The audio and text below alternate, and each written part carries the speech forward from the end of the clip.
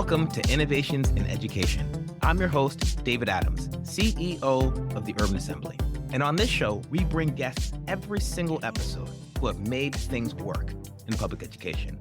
This show is about the innovators. This show is about the folks who are solving problems. This show is about making things work in education. Now, there's a lot of shows out there talking about what's wrong in the education systems, and those are great shows. There's some shows talking about what we're not doing well, and there's a lot to learn from those, but that's not this show. This show is going to be featuring educators who are making things work for young people and improving public education. I'm here with a special guest today, Lee Hawkins, the finalist for the Pulitzer Prize in 2022 as a lead reporter on a series of the Tulsa Massacre of 1921 at the Wall Street Journal, where he worked for 19 years.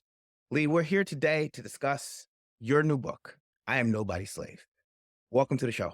Thanks for having me. Yeah, Nobody's Slave. I am nobody's slave, how uncovering my family's history set me free. Well, let's take a look at that title. Let's dive into this. Tell me what led you to explore your family's history and its connection to your personal sense of liberation. So once, probably around 2015, I was in the office at the Wall Street Journal, and an old friend of mine, Katrina Hoskins, an African-American woman, came up to me and told me that she had taken an ancestry.com test and that she was able to trace her lineage to ancestors, 500 to 1,000 years ago in West Africa. And I thought it was fascinating. I had been kind of holding off on doing it because I was a little skeptical, but finally I did it because I saw her chart and I saw the detail that they go into. And so I ended up digging into my family history starting in around 2014. And as I started to go, I started to uncover all of these things that went back all the way, centuries back.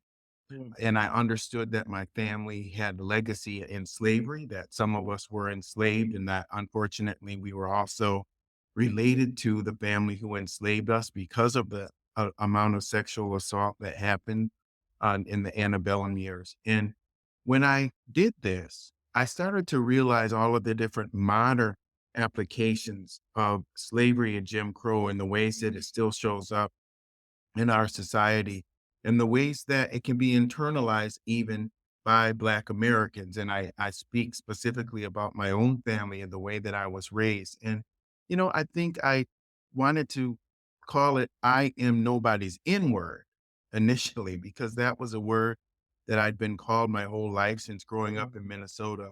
I was called that word almost every day, but it's also a word that I had used extensively, and a lot of Black men around me had used that term, and it's been used in a variety of ways, creative ways, including as a term of intimidation, but also as a term of endearment. I was not able to use that term, of course, because of the publisher wouldn't allow it. But so I chose Nobody's Slave because that was how I felt when I really started to dig into slavery and discovered that a lot of the old beliefs and traditions from slavery still exist and can be internalized even among Black people. And so I wanted to break free of that because now, having studied my history, I know what a slave really means, and I know what the N word means, and I am nobody's slave, and neither were the ancestors who were enslaved and lived through slavery. They were nobody's slave and they were nobody's N word. They lived very incredible lives. They survived and they thrived, often despite America. They were able to thrive and then come back to America and lead the movement that would lead America to pass the Civil Rights Act of 1964, which brought us closer to being the democracy that the founders envisioned. So they were powerful people. They were not anybody's N-word, and they were not anybody's slave, and either am I. And so this title is an act of protest for us to start to, also to impart to the young people that a lot of the different times when we're calling ourselves these terms, we're not understanding how that ties back into history. And it's so important for our kids to understand what their history is so that they can have that sense of self determination and empowerment that our ancestors had, that they often don't know about. Let me elevate this idea of language because the postmodernists would say all language is abstract and changeable as society shifts, but that's not the sense that I get from you in your book. And I feel like you're invoking some of James Baldwin here in this notion of I'm nobody's slave. I submit to nobody, even if my circumstance is not what I'd like it to be. Tell me a little bit more about your relationship to language, the language that we use to understand ourselves and others. Well, I grew up in the culture of hip hop. I am somebody who grew up in the 1980s, and I was very affected by some of the earliest hip hop, namely a song called The Message. And the words were, "Don't push me because I'm close to the edge. I'm trying not to lose my head. It's like a jungle sometimes. It makes me wonder how I keep from going under." And to me, that was a mental health battle cry of young Black boys and teenagers from my generation. And in my generation, language was, powerfully used. I'm a free speech absolutist, so I believe that everybody has the right to use whatever words they want. But the meaning of those words and the internalization of that language in the context of just your everyday moving about the world can be something that has a toxic negative effect if you actually believe I'm real inward and you start to take on a lot of the different stereotypical manifestations of that word that have been assigned and projected onto us as opposed to it being in line with our authenticity as human beings and as Black people. And I think that that toxicity is something that I struggled with a long time. And I think as a young kid, language was a big part of that. It's very powerful to be able to use language. But when you are not studying and understanding the implications of the language that you're using and what that does not only to your spirit and to your perception of yourself, but also to the perception that you're projecting on other people and the expectations that you're projecting on other people. And so we have to use language through the prism of knowledge and power, not necessarily destruction. And I think that that is something that I had to go through to learn my history, to really kind of decolonize my mind and start to rebuild myself into the image of the Black man who pursues excellence, dignity, elegance, all of those things that are much more in line with the heritage that I come from. Let's take a second to think about that idea of heritage. Now, in the book, you have this imagery of learning to spit shine your shoes as a literal reflection of one's pride in your last name and your heritage and your legacy. Having been in the army, I really do appreciate what it means to learn how to spit shine, get the flame up, get your boots to reflect the kind of person that you want to present to the world. Can you tell me about this idea of legacy, about names, about language, and how it helped you develop a sense of who you want to be in the world? Oh, yeah. And first of all, thank you for your service. I was born in Minot, North Dakota on the Air Force Base while my father, who survived Jim Crow segregation and really had just received the rights comparable to white people in this country, he enlisted in the Air Force at the height of the Vietnam War. And I was born on that Air Force base. And so that military background and that military training was something that had my father impart to me at a very young age. Also, my grandfather and my great grandfather were very well dressed men. They were men who As are uh, you. they did spit shine their shoes. And I think it was just a rite of passage. There was a garage sale that a family up the street had. And for $5, my dad bought this beautifully crafted wooden kind of shoe shine box where I could put my shoes up there and spray the water on and just really like get the tips of those wing tips shining. And, that was something that instilled a great sense of pride within me as a little boy. And I think a lot of it had to do with going to church on Sundays. Yes. Um, I didn't even know that shoes were not called church shoes until I was like 20 years old. That's how I knew just shoes, church clothes and church shoes. yeah. And I think that, we can get into that as well, that the church and the fashion that was tied into that church was not just, in the literal sense, but what it did to the way that how people conducted themselves in this regality that I'm talking about. And that when I really reflected back on my childhood and the greatest generation and baby boomer people who I was raised by, I recognize that, we come from greatness. I think there's an effort to erase the trauma that Black people endured from curriculums, and we're going to see what happens as time moves forward. But what that also does, and what's problematic about it, is that it also erases our response to it.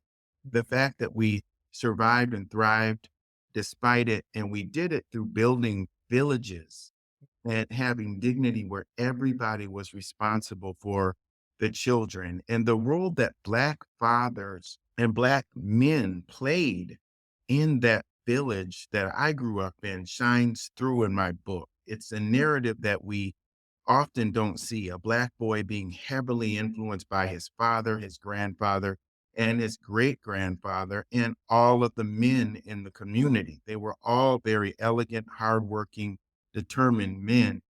And that's the legacy I hold on to. When I find myself complaining about how things are, for me in my life, I realize that a lot of the things I complain about, like, oh my gosh, I have to finish this book and this deadline and all that. These are really blessings. It's a blessing to have a book published by HarperCollins. And I think of them and I think how hard they fought and what they and their wives sacrificed so that I could be in this position. So the burden, and I want everybody to kind of relate to this, because no matter what background we come from, we may have had difficult childhoods, but there was somebody in the community, in the family, somebody who sacrificed. And we have to understand that a lot of our burdens are gifts. The burden of having to redeem the sacrifices of those who came before is really a gift, because at least we had people who sacrificed for us. Go And this ahead. is the idea of being worthy of the ancestors that delivered us, right? And this was Alice Walker making a quote. And folks see that as as you said, as a burden to be resented rather than one to deliver to our future descendants. Yeah, and I get it though. I mean, I can tell you that, especially educators, when I think about the challenges that educators have to endure, the fact that they really love the kids. When I was many, many years ago, I dated a teacher, and she was an art teacher. And I remember one day, and she taught really in a hardcore school district. And, a lot of times he was giving kids rides home because their parents weren't coming to get them and different things like that. And she was an art teacher. And I'll never forget that one of these beautifully gifted students had done some marvelous work and won a contest. And unfortunately, this student's parents weren't there, Mm, and she ended up taking this student home. But the thing that really struck me was when she was talking about how hard it was, and the fact that she bought a lot of supplies for the kids, and there were a lot of extra things she was doing. I said, well, you know what? And maybe I was kind of saying it in a flippant way. She put me in my place without even knowing it, because I said, well, you can always go to one of these boarding schools or one of these private schools, so you don't have to worry about that, or go out to the suburb. And she said, no, I'm not going to do that. And then I said, well, why not? And she said, because the kids need me. And I think that that part of it is the part of the redeeming part of that being the gift, mm, is that we are put in this position to write books, to be teachers, to be, what did Dr. King say? Even a street sweeper should sweep that street with pride and dignity so that freedom can ring. And it doesn't matter what profession you're in, there are all of these opportunities that are actually burdens in some ways, because it makes us work longer hours. We're dealing with politics. We're dealing with all kinds of things that we would much rather just bring our hands up and say, hey, you know what? I'm not doing it anymore. mm. But the truth of the matter is when that happens, catch yourself, understand, wait a minute, I'm doing the job that I always wanted to do. Mhm. And I'm in a position to impact the lives of these children. And I will say that one of the greatest things that's happened for me is to be able to go back to the teachers and the Sunday school teachers too, who made it possible for me to be in this position because I wasn't a kid in the eyes of some people who would ever do a fraction of the things that I went on to do. But there were always some people in my life, and a lot of them were teachers who took the extra time and pulled me to the side and said, "Hey, you know what? The kids that you're hanging out with right now and the road that I see you going on, it's not consistent with your potential. Mm. And I really want you to know that you have potential to do great things. You could be a writer one day." And Mm. here I am, a writer. And I think back and I've had an opportunity to thank some of those people. Some Yeah. of them have passed on. You had a podcast where you interviewed one of your teachers. Yeah, You said Mr. thank Bridge. you. Yeah, speak to that. So Mr. Bridgman, when Yeah. I was a kid, I grew up in Minnesota. I think it's probably hard for people from New York City to relate to this, but my parents, as part of their quest to pursue the American dream, moved from the inner city to the suburbs as very young people. And they purchased their first home when they were probably 26 years old and their second home when they were like 28 years old. And we lived in a 99% white suburb in the 1980s. And I think at that time, that was, the Civil Rights Act had just passed. I was born 7 years after the passage of the Civil Rights Act. And that's why I call myself and my sisters and all my friends part of the integration generation. Mhm, So mhm. as a result of that, much like when you read about the Little Rock Nine, there were Black kids all over this country who were integrating schools in suburbs across America. Speaking of burdens, right? Like Yeah. on the backs of these young people is how integration was achieved to a certain extent that it was.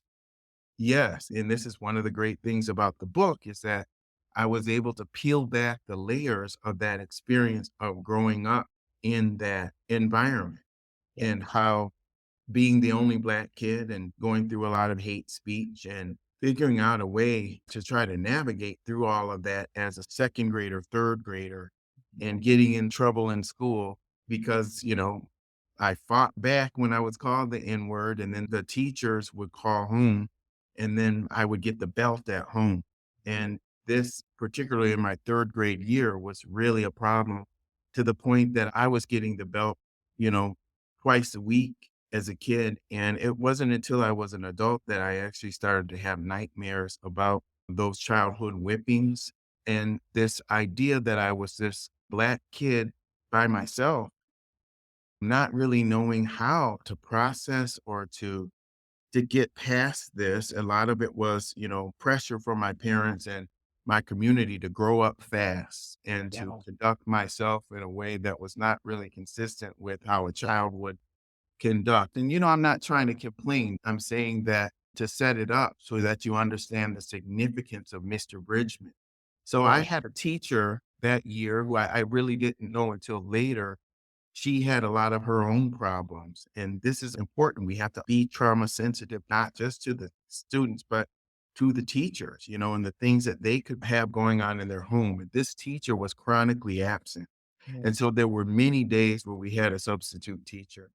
And one day I came into the school, David, and all of the kids ran up to me and they said, "Your dad is here. Your dad is here." And I'm like, "What?" I'm thinking, my dad, actually, that day, my dad dropped us off before he went to work. So I was like, "Uh-oh, am I in trouble or something?" And I walked into the classroom and there he was, this man, this Black man named Mhm, Mr. Bridgman, mhm. Mr. Harold Bridgman. And I, for some reason, I don't know. I was on my best behavior that day because when I saw Mr. Bridgman, I saw an uncle, I saw someone from the church, I saw someone from my community, and I didn't want to let Mr. Bridgman down.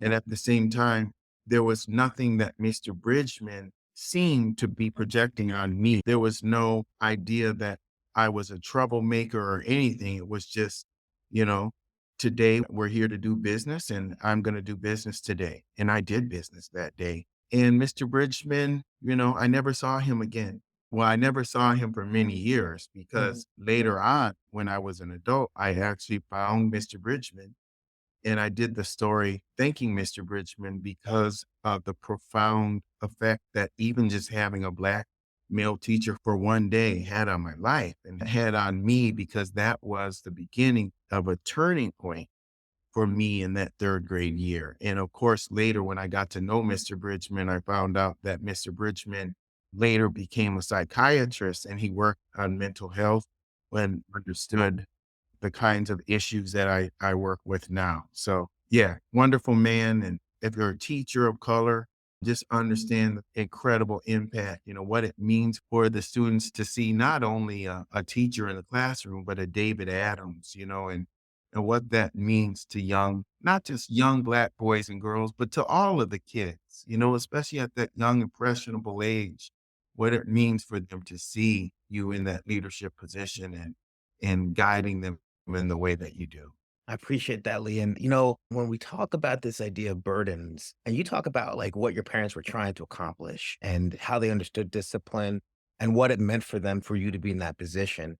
And for you to be a third grader who's just trying to be like, this is not fair, right? It's like, I'm doing third grade things. This situation is unfair.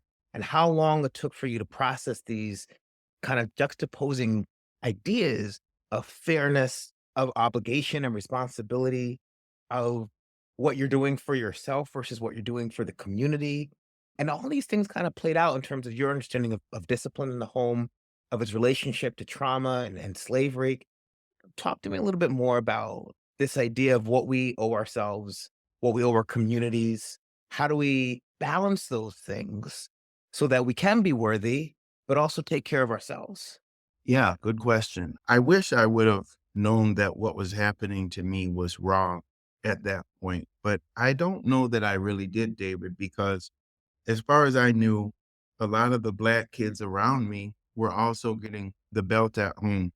And I had just accepted that, well, I'm a Black kid, and that's what happened. Our parents beat us.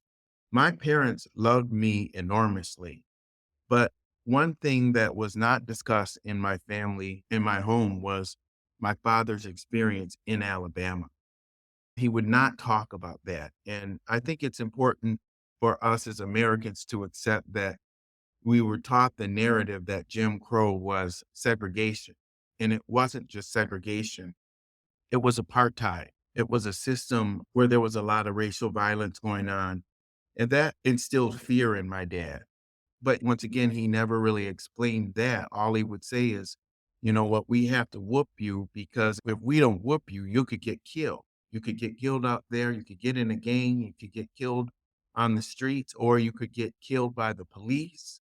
And when you're outside of this home, especially in this white community, you have to be excellent. You have to carry yourself perfectly every day. There's no room for mistakes, and so there were a lot of things that I was beaten for that were, things like leaving my football in the backyard. And the thing that really was the hardest, and it took me a lot of years to process this, was that while I was excelling in reading, and I was actually part of junior great books and reading like books from cover to cover when I was a third grader, I was struggling in math. And I struggled in math. It was a very hard subject for me at that age. And I'll never forget, I got a letter home from my teacher. And this is in the book, so I won't get that deep into it, but it's important for the purposes of educators. I got a pink slip from my teacher telling my mother and my parents that I needed to, improve my math score. And so instead of giving it to my parents, I was a very, cunning kid and I had pretty good penmanship. I forged that letter because I wanted to avoid a beating.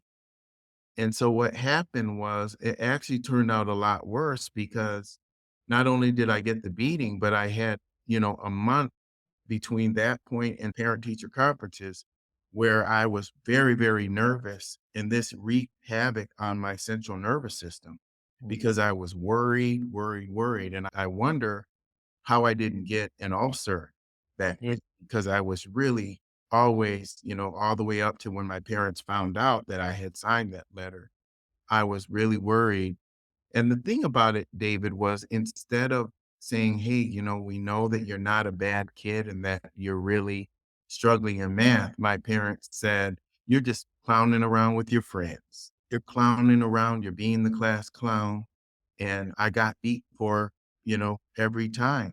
So what it did was it actually affected my ability to concentrate Mm, in school. It gave me anxiety whenever I had a math test. And so I ended up getting tutored by the Black women at the church who were teachers and principals and things. And they had a tutoring program that yeah, Thursday, every Thursday. And I went and I did get my grade back up. But I think to answer your question directly, all of this, my reflection on discipline and the generational impact on Black families and unpacking that and how that shaped my understanding of Black parenting today or parenting today was that it shaped my understanding that some Black children and children of color, and probably also recent immigrants coming to this country, are often raised differently as a response to history and the different realities around them in both healthy and unhealthy ways, because parents and the grandparents are saying,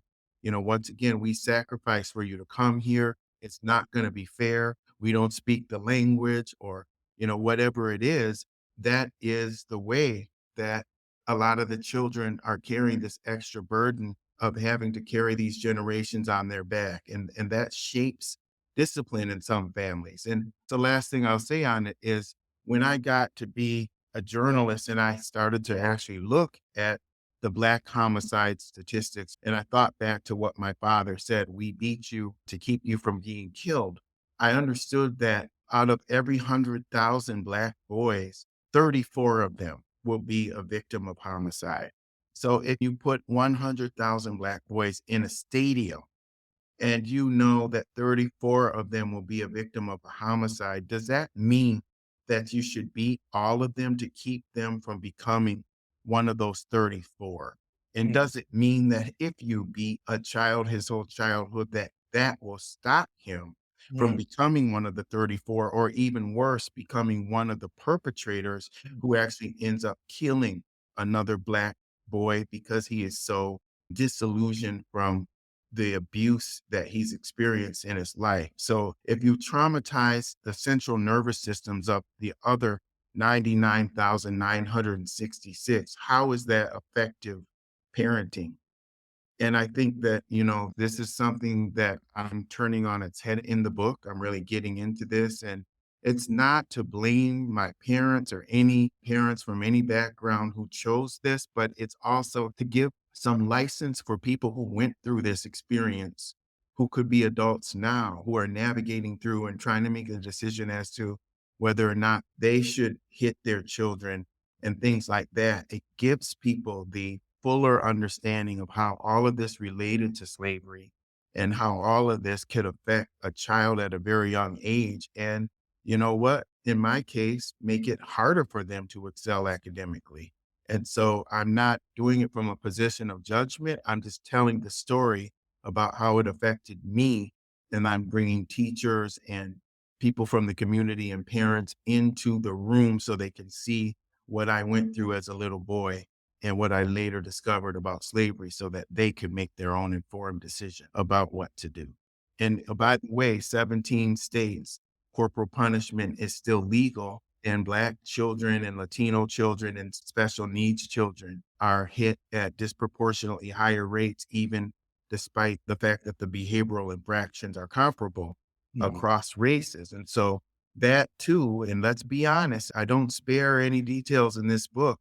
That too, I know because I've covered this. That too was fueled by Black educators in the South, many of whom still believe that the paddle is an effective treatment for children. And that makes it harder for us, for the NAACP, who has now spoken out on it. It makes it harder for us to make progress and to cease from contributing to the trauma of the children. I've seen cases in which one student was paddled 52 times in one school year. There are some schools in Mississippi where 15 is the average amount of beatings at children, all of the children. When you put the whole school together, on average, every child there will be hit 15 times on average. mm, And it's hard to think about how a child can, often have things happening at home and then go to school and have to deal with that too. I saw that covering the pandemic. I saw just a tremendous weight, and I was very proud of a lot of the students who were raising brothers and sisters and dealing with, the death of a grandparent in a multi-generational home and things that people are bringing to the school and still making it, and so the last thing those kids need is to be beaten. And Mm. so what I'm trying to do is just like speak out and to show people as opposed to lecture people for them to make their own decision. And I hope people will read my book just for that purpose alone. Thank you, Lee. I want to transition into this notion of dignity, something you talk a lot about in the book, something you talk about with the context of your father, in the context of legacy and your last name, and also in the Black community. Tell me how dignity plays a role in identifying or developing our sense of identity in the Black community, and how maybe it's shifted from the past to the present, or maybe how it'll shift in the future. What's your sense of what dignity does for the Black identity in America? I think dignity does everything for the Black identity because it's native to who we really are as a people. And I do think that there has been a shift. My book does, as you say, reconcile my internal sense of Blackness and society's conception of Blackness and my family's interpretation of it. My family was a very proud family, but there were also aspects of my family's perception of Blackness that were problematic. One, embracing corporal punishment. Two, some of the foods that we ate were straight off of plantations, that we at that time believed on New Year's Eve that we needed to eat pork chitterlings and different foods that were force fed to our ancestors that were not consistent with the West African plant food diet that our systems were accustomed to. And I don't say that once again to judge. I say that because that is what the Europeans brought it from their homeland and then forced upon us after they would take the good parts of the pig and they would give us the intestines. And the reason I bring that up and I bring up my name as well, the Hawkins name, is that all of these are vestiges of slavery. The people ask, how could something that happened over 150 years ago affect a Black person today? Well, our names. That's the first thing. Let me push on this because you have taken such pride and dignity in your family name, and you've reconstructed a sense of who you are that is encompassing of your history, but not swallowed by our history. And Yes. I want to speak to that a little bit more because some of us would only go back to a version of ourselves that were pre-colonial, pre-slavery, which is in the past. And some of us would only kind of forget that ever existed and imagine the future. But you've decided to play with the realities, however painful they are. And I just want to name that. That's like a really cool observation because, yes, I own the name Hawkins, Lee Hawkins, and it does happen to be the name that is also shared by Sir John Hawkins, who was a man who unfortunately trafficked so many slaves into our part of the world that he was knighted by Queen Elizabeth because he made her so much money in the slave trade. And so we have to accept that two things can be true, right? And that we can find all of these different contradictions that could be both tragic and beautiful at the same time, not because my family lived through slavery and survived it, not just because of that, but because of the contribution that we've made to this country and what we've been able to become, despite the fact that some of our family members were enslaved. My grandfather on my father's side was literally illiterate. And now he has a grandson who was a finalist for the Pulitzer Prize. He was illiterate because his father was killed when he was 5 years old, and he had to go and work to support his mom and sisters, and he never was able to read. I never got a chance to meet him, but I always carry him in my mind every day. I think of Lum Hawkins because I know that Lum Hawkins was not a man, by the way, to be messed with. I mean, my grandfather, there was a marshal who came to our home in 1938 and shot a gun, demanding that my grandfather come out. This is in the book. My grandfather came out and shot that man. Mm. Okay, and I won't tell you what ended up happening. I mean, he shot a white man in 1938 in Alabama, but he was 6'2", 250 pounds. And I never got to meet him, but let me tell you, when I did all the research and I went to Alabama and the people who do remember him, they were almost afraid to talk anything negative about him because they still remember how dignified of a man he was and that he did not care. He was nobody's slave. And so what did I do with that? Well, I hope that I took that fire of Hawkins in this book by daring to go deep and to be critical in my own community and also critical of the country itself, and also embracing my family and my country, that I was able to kind of channel Hawkins in a certain way. What's beautiful about the question that you asked me is this reality that, yes, there were dark places in the American story. There are dark places in my family story, but there's also, we did do emancipation. We did do the Civil Rights Act of 1964. There wasn't a Black person in the House or the Senate when that was passed. And so there were many, many examples, shining examples of American unity that we can hold on to. And I think that what's important and what's missing in our society today is this black and white thinking, this inability to think in complex and nuanced ways about America, in complex and nuanced ways about our family story. The idea that a parent can beat you, but also still love you, but just not understand the way that history plays into that. The fact that a country can provide an opportunity for you to grow and to express yourself freely and all of these things, but at the same time went through these dark periods of history that we're still trying to reckon with. Both things can be true. And the problem that we're seeing in our society today is that lack of critical thinking, that lack of being able to adopt a more responsible form of American patriotism that looks at the complexity of the American story and really strives to get to that point where we have a more perfect union and keeping to work towards that. And the division that we're seeing in this country is a direct result of that lack of critical thinking. That's why you guys are so important. That's why we need you, because we need you to teach our kids not what to think as much, but how to think. That's what we really need. I think the elder generations have failed the kids now. I mean, when I see people saying, oh, if you voted for Donald Trump, I don't want to talk to you anymore. What does that really do for the future of this country? If someone says, you voted for Kamala Harris and, you're just a woke zealot and I won't have a dialogue with you. What does that do to future generations? And so this book is really going to challenge people to dig deeply into parts of the American story that have not really been shared.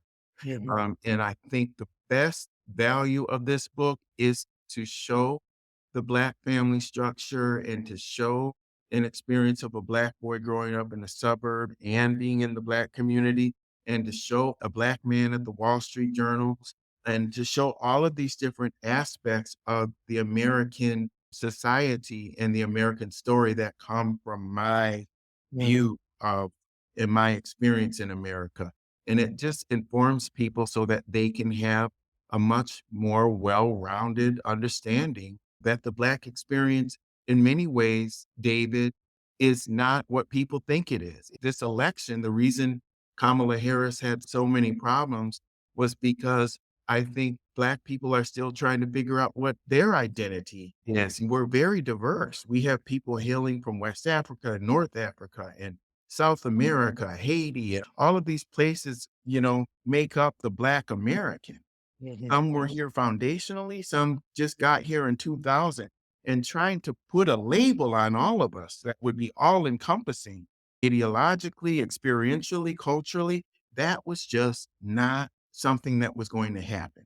I want to catch this idea of critical thinking, and I want to layer that around this idea of emotion and emotional processing.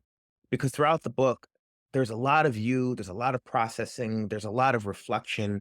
And I would offer, some of this book might be its own healing for an experience in Black families. And I just want to raise this up because when laws are passed that say people should not feel uncomfortable in classrooms because of the intensity of the emotion that our history may bring. When people say, I can't teach this, I won't teach this because it's difficult for people to process, it's not a cognitive difficulty. It's I want to feel good about myself. I want to feel good about my country. So I want to go back to this idea one more time that two things can be true at the same time.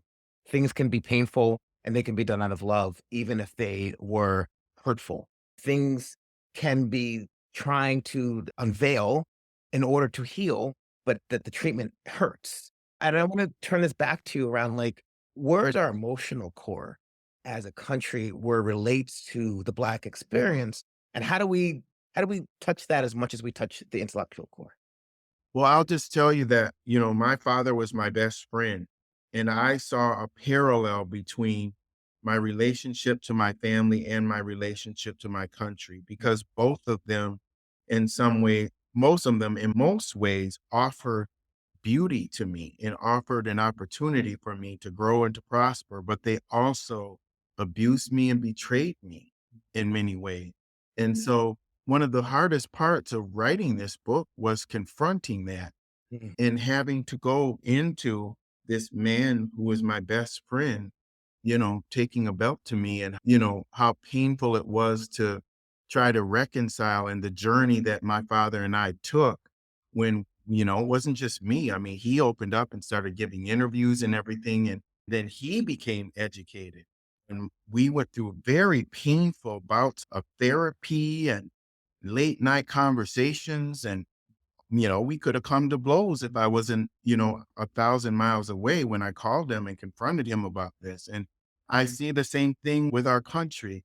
We have to be able to approach and confront even the darkest moments of our country in order to really manifest the devout love that we feel for our country. Yeah. I think it's very overly simplistic and a little trite to think that somehow we can really show this country for what it was if we have kind of like a compartmentalized approach to the history of our country. We can't fragment the history and then take parts of it out because, first of all, it doesn't make sense to students anyway if you take certain elements out. I mean, how did we build this country?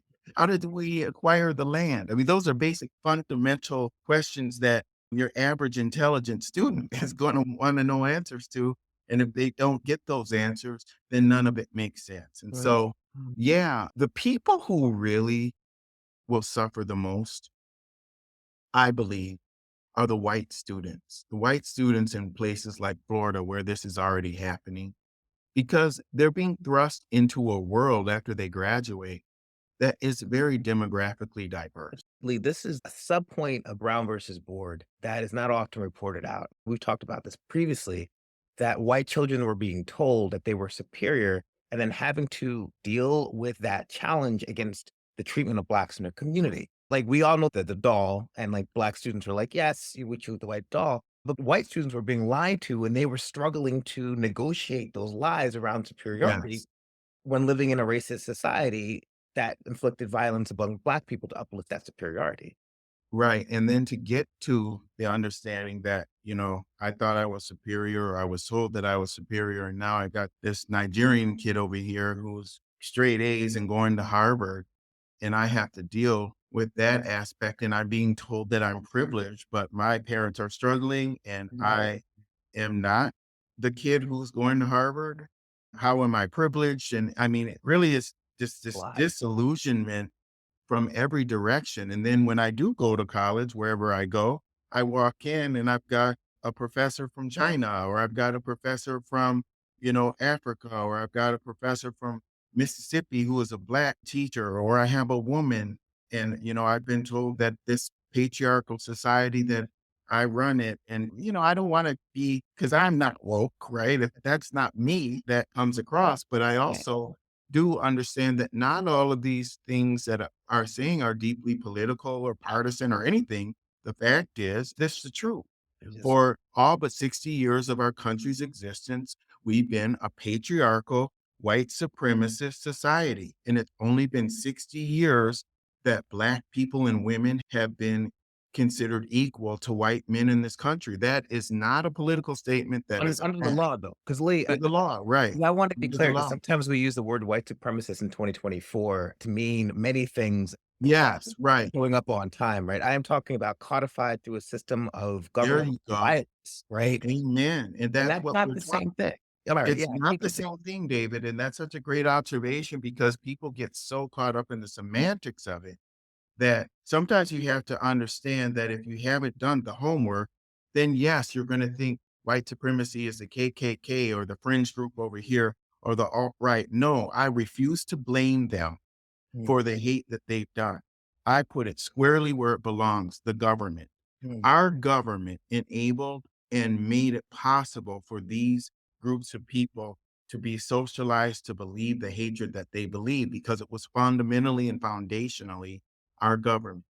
mm. And so now, as a government, I hope that one day we will start to come to terms with it, whether you're Democrat or Republican, that we can get to this place where we can start to just be much more honest about what we were and what we are and what we strive to be. And we're not going to get there by thinking in these trite, overly simplistic ways and refusing to admit what we do not know. It's okay if you don't know all the fundamentals of the formation of this country. Not everyone is going to know, you know, about emancipation or what Jim Crow was. That's why this book and all the other books that are coming out, like there could be 20 different books coming out on Thomas Jefferson every single year. We have an obligation to get it from our teachers and to get it from college. But then after college, we have an obligation to keep reading and to follow history as it evolves and as we would in science or, scientists continue to research and they build off of the findings of previous generations of scientists so that we can cure infectious diseases and viruses and all of this. Same thing with history. How do we cure the virus of exclusion and racism and all of these things and the legacy of white supremacy in this country? How we cure it is to continue to get better and better information, not information that is always political and leaning and exploitative at its core, but really honest. We don't have to make things out. We have the history. All we have to do is tell it. And that's what this book is doing. And I know we're running out of time, but this was incredible. And I hope that people will buy I Am Nobody's Slave, How Uncovering My Family's History Set Me Free, but even more so, I hope you'll have your students read it. And if you have your students read it, and I can make it, I will come personally to speak to your class. And David, I thank you so much for the opportunity to do this. The educators are, to me, the most important in this country. And I don't know what the future is going to look like now because we've already heard some early ideas floated.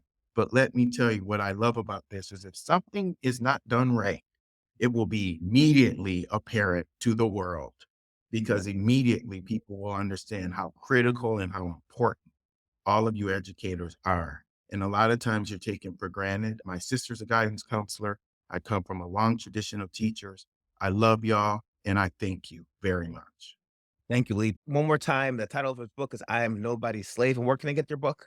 Right now, you can get it on Amazon. Please pre-order the book because that increases my opportunity to be on the New York Times bestseller list. We got to get this message out.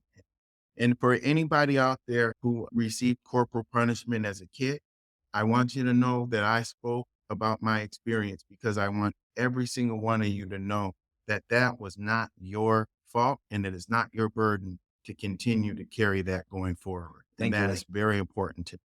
Thank you. God bless you, brother. Thank you.